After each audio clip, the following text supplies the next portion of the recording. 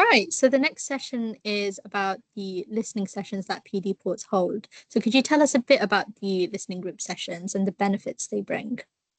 Yeah, this is my favourite subject at the moment, I have to say. Yeah.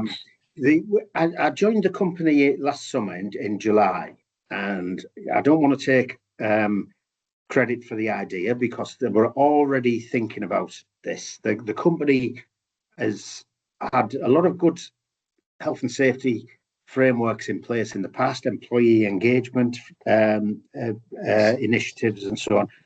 But I'd recognised that with some key people leaving in recent years, things had faltered a little bit. And so that started a whole look at its health and safety culture, and they did some initial scoping of that in the months before I joined. So I came in completely on board with what my boss and others in the team were looking to do. But we agreed that the next step would have to be about listening. And we said we need to re-engage with our employees, actually hear what they have to say, get their points of view, their concerns, as well as their ideas. So what we decided to do is set up a series of listening sessions in the autumn. Finished up holding 26 so far. I'll come to that. 26 so far, and we got to our target was to reach at least 10% of our workforce. We've actually far exceeded that. We employ about 1,400 people, and we've spoken to well over 170 now. And these sessions, exactly what the title suggests, which is sit in a room. There's no presentation, there's no tech, there's just a series of chairs, and we just sit, and I introduce the session, introduce myself because I'm quite new to a lot of the people I've been meeting in my early months. And after that, I open it up to the group and say, tell me your safety stories. I tell them a safety story, something that moved me in health and safety. And I ask them to tell me theirs, for good and for bad, where they are on safety. And the conversation has been amazing, absolutely amazing. And there's so many brilliant people with some quite powerful experiences, but also great ideas. And I think the one other big thing that one of the great benefits is that when managers sit and discuss safety, and they do it with the best intentions and best will, the conversation often slides into thinking, well, if only those guys out there would behave and stop making mistakes and stop taking shortcuts and stop doing this, we'd be all right on safety. But the truth is there's always a lot more to any incident than that. And also that our employees aren't the problem, they're actually the solution. They're coming up with so many ideas and offers to help, including in the areas of mental health first aid, lots of volunteers. We have a safety champions framework that again needs to be relaunched, but there's a lot of volunteers keen to be safety champions, to basically volunteering relatively informally on the safety efforts. Offers to be environmental and sustainability support. So it's been an absolutely inspiring series of sessions, really has. And now I've insisted the two big things. One is to give feedback to everyone on all the comments that were raised. Many hundreds of comments and ideas were raised. So feedback and action on all of those is in progress. And now listening sessions are just part of how I want to do things here. We'll just do them on every site too. And I don't just meet with management teams. I meet with employees and hear from them. Sorry, I've gone on a bit there, but just one final comment, just because it was so by all means. For me, is the at the end of one of the sessions, it's one of my favourite comments. And I asked everyone what they thought, or is there anything else they wanted to add? And one person said, she said, I'll be honest, she said, when I was told it was a listening session, she thought she would have to go along to the session and listen to me. She said, I didn't realise that I was going to listen to them. And that was such a nice comment, because I think so many people said it's just nice to be heard, nice to actually have our voices heard and be respected. So it's meant a lot, and it's going to be how we do things from now on, basically. Yeah, I think it's a brilliant initiative, because I think it's, as you say, you go in with that expectation that, you're particularly along the organizational levels, dependent on your role.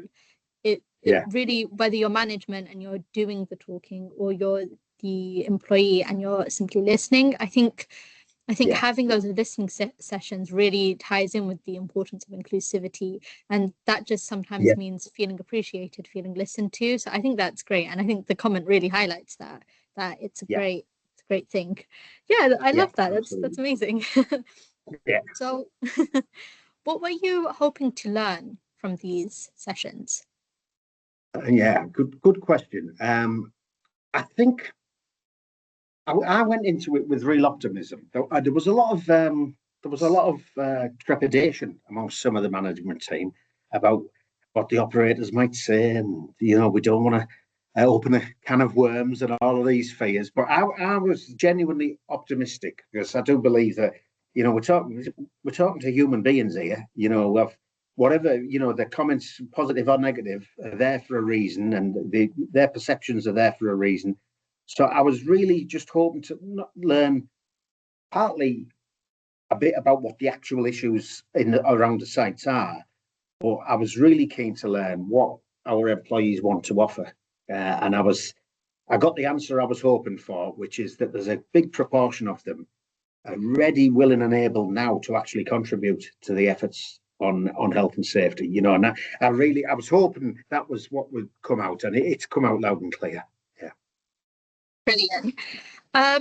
So what sort of themes emerged around mental health, inclusion, or even feeling heard at work, do you think? Quite a lot. Just to give a bit of context before the sort of examples, we finished up with must be close to 700 comments, and I categorized them as best as I could. It's sort of not exactly a hard and fast science, but I categorized them according to the themes and topics that were emerging. And there were 8 dominant topics that accounted for probably 70% of the comments. One of those, right up there, was mental health and well-being. That is right up there. I really believe that if we'd have done this 15, 20 years ago, it probably wouldn't have been anywhere near as prominent. There's definitely been a shift, both in the concerns in society about mental health, but also people's willingness to talk about it, including their own mental health issues or concern for others and so on. In terms of examples, some people talked about things that had moved them on mental health in terms of family members or friends who suffered mental health issues. Tragically, some were aware of suicides as a result of mental health issues that had really woken them up to the importance of the whole issue. Then on the other front, there have been several suggestions from people who have taken it upon themselves to become mental health first aiders outside of the company, just doing it by themselves, or people putting their hands up and saying, I'd be willing to help on mental health. And there was some, I told you the story earlier about, it was eventually a good news story, but a guy who'd had an unsupportive manager. There were other comments about, there was one lady described a situation where she was suffering with her mental health, and she couldn't praise her boss enough for being so supportive, pointing her in the right direction, giving her the space and time she needed. So she was really grateful. So it does show that if the company gets its support right, it really does make a difference. Yeah, I couldn't agree more. I think it's really interesting that one of the main topics was mental health. And I think that really does say a lot. And again, I think particularly in safety critical environments like the ports industry, is such an important topic. So one of my questions was any examples you can provide, but it seems that that's been covered. That's the brilliant examples. Were there any insights that surprised you or challenged assumptions held by management particularly? Yeah, good question, that. And I think I've touched on one of them already. I think sometimes that management can start to assume that the workforce is the problem on health and safety. If only we could fix their behaviour, we'd fix safety. Where I think the the fact that so many have come forward on two fronts, really. One is raising some genuine site or equipment safety issues that they have to wrestle with day to day. So things that are not just about their behaviour, but they're about the equipment they have to work with, the environment they're working in, which obviously goes to management to address. But then the other side was, I think, and when I've relayed it back to the senior leadership meetings, I think they've been pleasantly surprised to hear that there's lots of great ideas and people willing to contribute out there. So, and I think it's to shift that conversation from thinking of the workforce as the problem to actually potentially the source of the solution is really nice. So I think that's the main areas where assumptions were challenged. Yeah. Brilliant. So how do you think the listening sessions influenced changes across organizational levels that helped embed diversity and inclusion principles into everyday culture? Yeah, well, I think it was quite quickly recognised as the listening sessions were getting underway that mental health and well-being were quite dominant themes. The need for inclusion. I know we're going to come on to the women's groups that we have in the company. That we had a dedicated listening session for women only as well.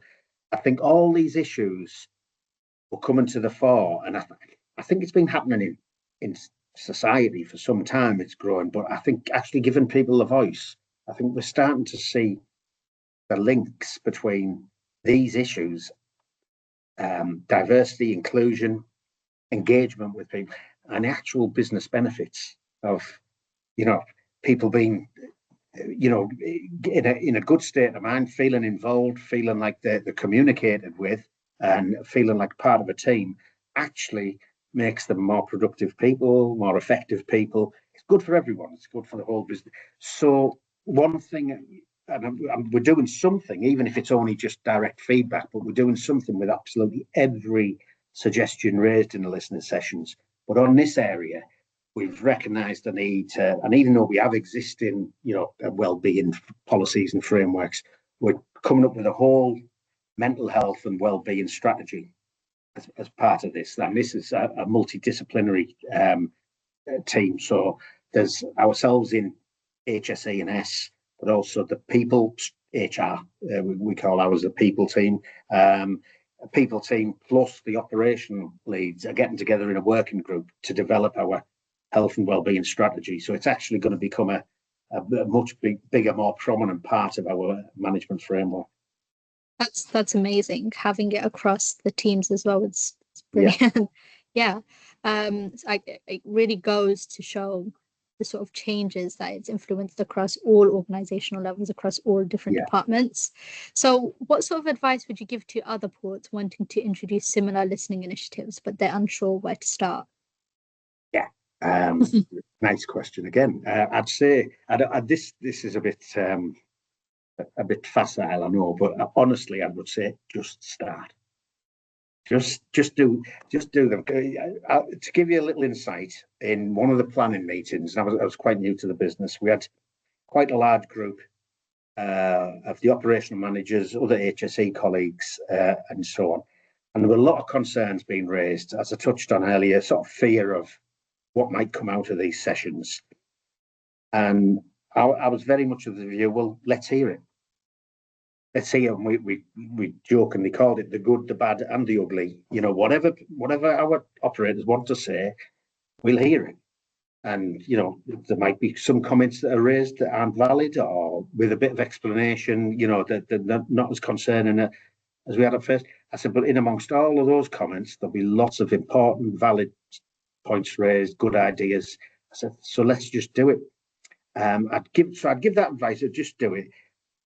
Another thing I would say is that alongside myself in the early sessions, we did have the help of she's a third party colleague, but she's known to our team, but she's an excellent facilitator. So I think, I've got some past experience of, lots of engagement sessions and training and so on, but I would get a good facilitator in and remember that it really is about listening. And not talking to them. And that's, including myself, it can be a challenge because you get, once you get to senior positions, you tend to have to talk a lot and so on. But it really is about using your ears more than your mouth, and actually just asking an open question and letting people talk. So that's what it's all about. Yeah. I think that's amazing. And I think normalizing the sort of idea of having those sessions where it's just listening. Yeah. I think it's such an interesting but important concept. So I Yeah. think it's great. Thank you so much for your time on this section. I will stop the recording. Yeah. Okay. And I'll briefly say goodbye